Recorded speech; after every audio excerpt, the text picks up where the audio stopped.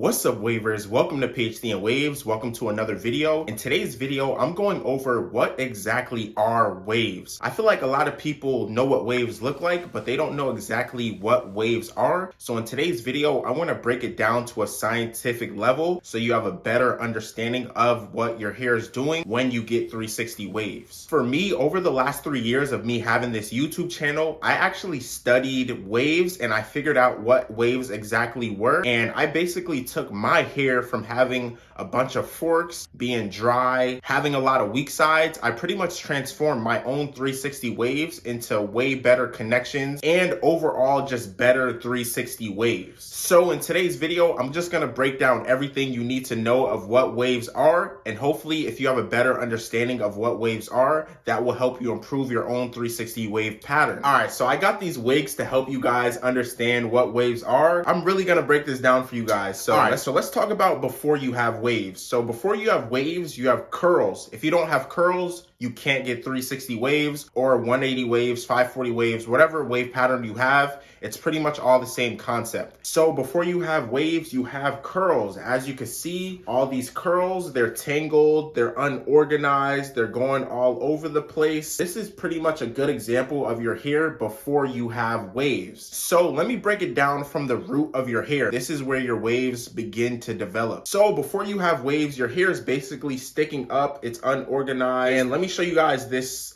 example. So you see how this is sticking up? This is basically what your hair looks like before you have waves. So your hair's sticking up, it's going in different directions, like I showed you with this wig. With waves, what you're actually trying to do is you're trying to lay your hair follicle flat instead of it sticking up. So through brushing and combing, you're actually trying to flatten your hair follicle. If you're a waver and you comb your hair back, you'll notice that your scalp becomes sore and it starts to hurt a little. That's because you've been training your hair follicle to lay down, and once you comb it up, your scalp is no longer used to standing up, so your scalp is gonna become sore and it's gonna start to hurt. That's the first stage of your wave pattern or your wave journey, is you're training your hair follicle to lay down. And we do that through combing and brushing and wearing a do-rag to help our hair lay down flat. All right, so now that you understand the root of your hair, the next concept I want you guys to understand is the structure of your curl. So basically a curl, it's basically a wavy pattern.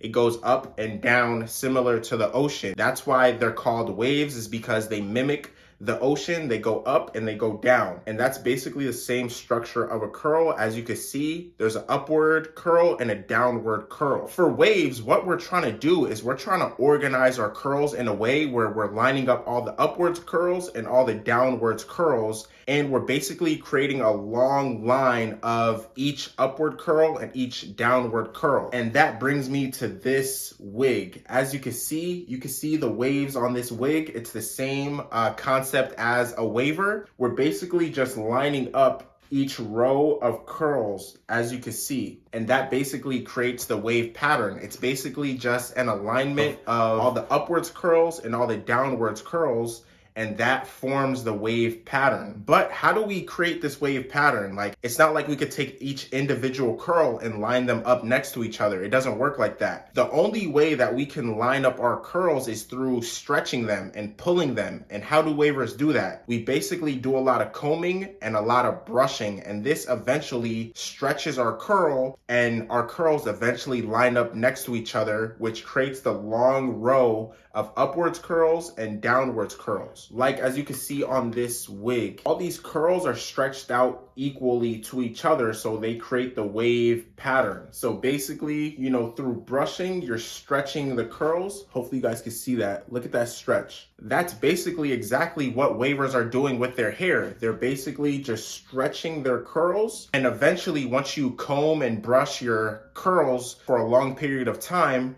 they eventually line up with each other because you're stretching them together. See that stretch? See how they're stretching? And then eventually, once you train your pattern, all your curls are gonna line up next to each other, and it's gonna create a long row of waves. And that's basically how the wave pattern is created. Waves are simply a bunch of curls organized and lined up next to each other. You have to think about your curls like a puzzle. We have a lot of curls here, so the goal of waves is to organize these curls into waves. So we basically comb to detangle our pattern, and then we brush and we comb to stretch out our curls and to line them up next to each other evenly. And eventually, over time, your pattern is gonna stretch. All of your curls are gonna be organized into rows, and they're gonna create a long row of waves. And once we have our curls aligned, like you see on this wig, we basically call that a connection, because as you can see, all these rows of waves are connecting next to each other, but it's really just individual curls stretched out to even lengths to create this wave pattern. I also want to break down what a fork is. So I showed you guys what a connection is. A connection is basically when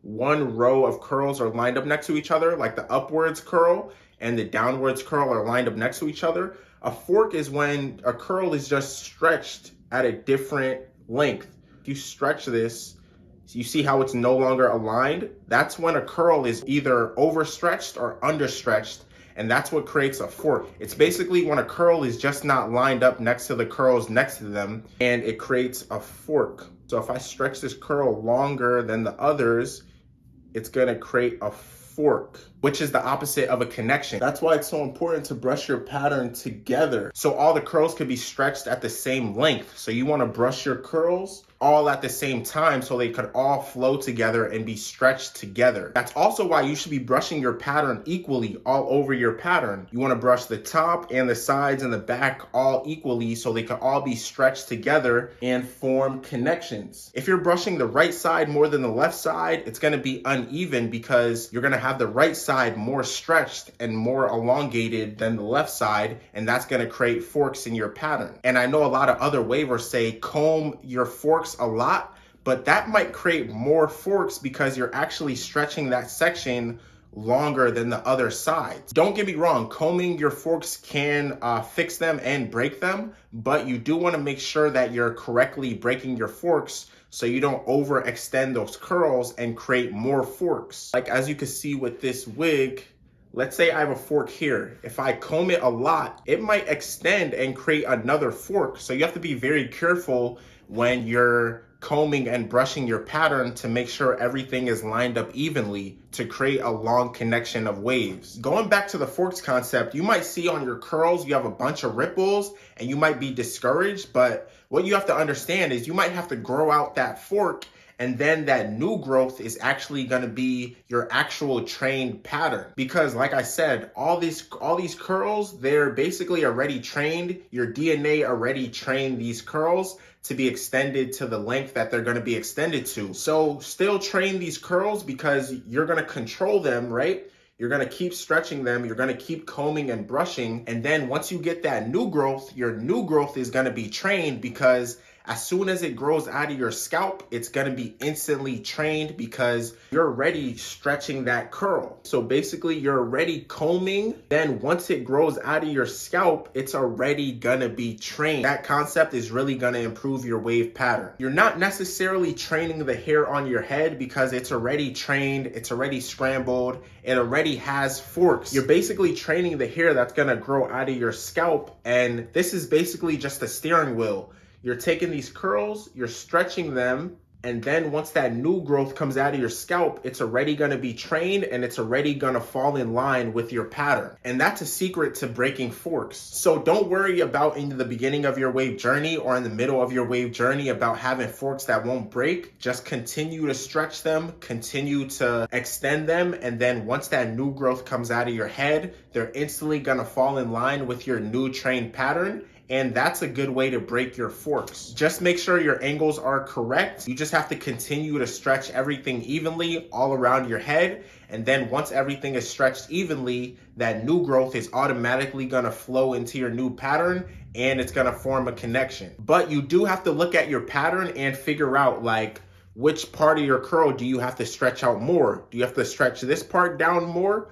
Or do you have to stretch this part down more? You might have to stretch the middle, or you could just train everything naturally, and then once that new growth comes in, everything is gonna flow into solid connections. Also, another concept I want you guys to know about is we're actually changing the hair texture of our curls through stretching and extending our curls. Like for me, when I first started my wave journey, a lot of my curls were very tight. I had a lot of ripples, But through training and stretching my curls extended and I basically changed my hair texture to have looser curls. And this is gonna happen for every single waver because we're always combing, we're always brushing, and we're always wearing do-rags, which is flattening our waves, and it's gonna extend our curls and change our hair texture. Waves are also multiple curls stacked up on top of each other. Like this is multiple layers of curls stacked up on top of each other. So when you wear a do-rag, you're actually compressing all these curls, which is gonna make your hair more defined, and you're gonna have more depth for your 360 waves. That's pretty much what 360 waves are. They're basically training your hair strand to lay down flat, and then you're stretching your curls through combing and brushing,